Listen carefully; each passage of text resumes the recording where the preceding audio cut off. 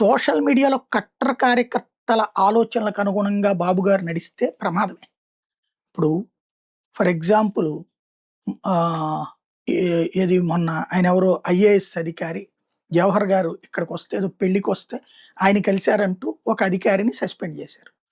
లేదా ఇంకొక అధికారి వైసీపీ వాళ్ళతో కలిసి ఉన్నారని సోషల్ మీడియాలో పోస్టులు పెట్టారు కాబట్టి తీసేస్తున్నాం.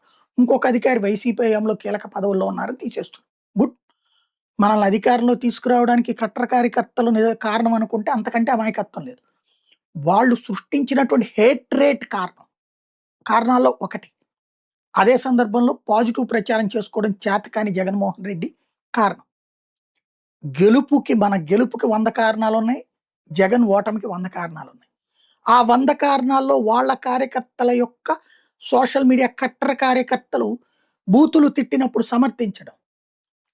ఆ సమర్థింపు ఆ పార్టీని 11 స్థానాలకు పరిమితం చేసింది. ఇప్పుడు మనవాళ్ళు తిడుతుంటే, మనవాళ్ళు వేధిస్తుంటే, మన ప్రభుత్వం ఆ కట్టర్ కార్యకర్తల కోసం పనిచేస్తుంటే, రేపు ప్రజలు ఓట్లేయాలా? మహిళల విషయంలో అంత జరుగుతున్నా పట్టించుకోకుండా, అధికారుల విషయంలో ఎంత వేధిస్తున్నది వాళ్ళ కోసమే కదా!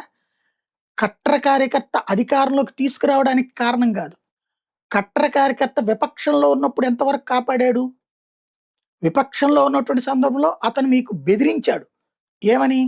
"నువ్వు మా మాట వినలేదు కాబట్టి నువ్వు ఓడిపోయావని." కానీ అతను ఓటేస్తే గెలవలేదా? అసలు అంతకుముందు కూడా ఓటేసాడే నీకే. తటస్థులు ఓటేశారు. తటస్థులు ఓటెందుకేశారు? అవతల ఉన్నటువంటి కట్టర్ కార్యకర్తలు, వైసీపీలో ఉన్న కట్టర్ కార్యకర్తలు దుర్మార్గమైనటువంటి సంభాషణలు చేయడం వల్ల.